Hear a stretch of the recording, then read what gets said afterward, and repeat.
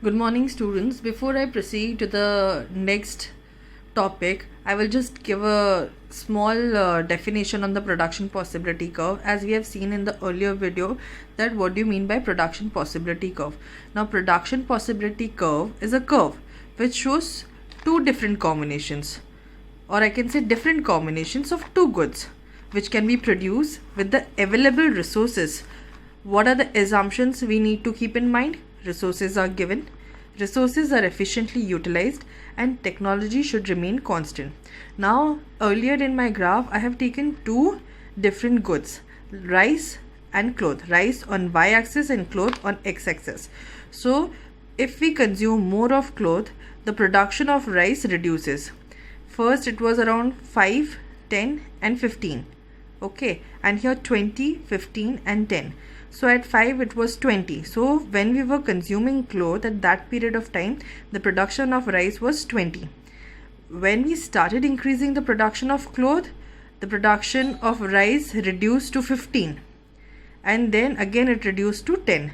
So this is what production possibility curve tells us about. Now the next topic is attainable combination and unattainable combination. Now attainable combination is the points which are on PPC curve, I can say production possibility curve, are known as attainable combination. The points which are on boundary line or within the boundary line are known as unattainable combination. Now there are different graphs, so please draw these graphs as you are in class 11 standard, so you should be knowing when the graph changes and what type of graph is this, because sometimes in MCQ also these graphs are given and they have asked that explain this graph or what is the scenario of this graph. So proceeding towards the next topic, that is shifting or rotation of production possibility curve. The first topic for today is change in resources. Now change in resources, under it first is increase in resources. Here the graph I have given on x-axis and y-axis. I have taken product A and product B. Okay, so when resources are increased, we can produce more of the goods. Accordingly, PPC shifts towards the right. So I have created first PPC of A and B, first product, and then when there is increase in resources, that means the PPC is shifting towards rightwards. So again it is creating a new production possibility curve, that is A1 and B1. Now proceeding towards the next graph, that is resources. If resources are decreased, vice versa. If resources are reduced, we can produce less of both goods. Accordingly, the production possibility curve shifts towards left. That is first A and B, again PPC have drawn, and now it is a leftward shift, that is creating a A dash and B1. These are the first two in change in resources. First effect. Second is change in technology. If there is efficient technology for production of good X, only production of good X, or I can say only production of B. Here I can say good X, but here I am saying this is production B. I am giving an example.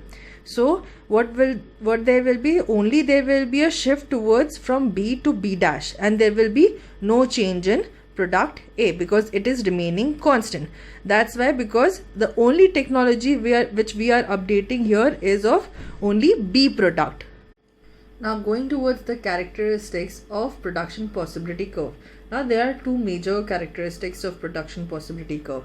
First, it slopes downwards, and second, it is concave to the point of origin. Now I will say why production possibility curve slopes downwards. Has anyone know that production possibility curve slopes downwards from left to right? Why not from right to left? It is because both of the goods cannot be increased, because more of good X can be produced only with the less of good Y. That is why it slopes downwards from left to right. When I say production possibility curve is concave to the point of origin, because to produce each additional unit of good X, more and more units of good Y will have to be sacrificed than before. In that way, opportunity cost of producing every additional unit of good X tends to increase in terms of loss of production of good Y. I can say in other words that there is shifting of resources from one use to the others will obey the law of increasing marginal opportunity cost. or I can say PP is concave to the origin. Why? Because as more and more resources are shifted from opportunity 1 to opportunity 2, marginal opportunity cost tends to rise. As I will be giving you certain terminologies which will help you to understand that how PPC helps, or I can say illustrates, in the central problems of an economy. So I have drawn a graph here. So the points or the dots you can see inside the production possibility curve is known as underutilization of resource, or I can say the resources have not been properly utilized. That's why the dots are here. Otherwise the dots would be on PPC. If the dots are on the PPC, that means the production of the two commodities are efficiently utilized and in a proper manner. Now when the dots are beyond it, as we have said, unattainable combination and attainable combination, similarly they have given a different terminology like underutilization of resources and overutilization of resources. So if the dots are outside, that means the resources which we had, or the available resources which we had been given with the technology as well as the resources which we have overused with the help of the production, that means we have been overutilizing the resources as well. That's why these points are outside the production possibility curve. Now we will see that how PPC illustrates the three central problems of an economy, that is what to produce, how to produce, and for whom to produce. Now giving away with the first topic, that is what to produce.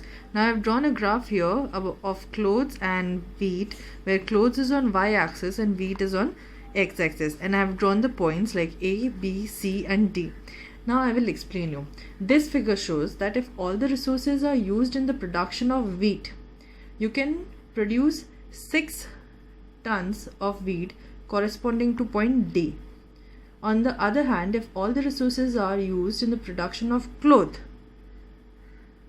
you can produce 12 bales of cloth corresponding to point A.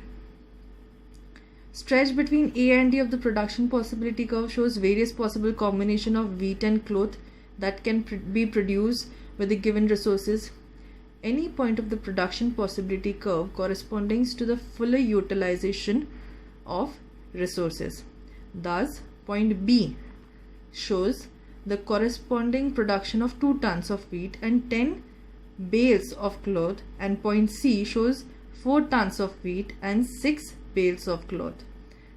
At both these points, resources are fully as well as efficiently utilized. But if the production of one commodity is increased, then the production of the other commodity is to be decreased because the given resources are already fully utilized. Hence, the problem of allocation of resources across their different uses arises.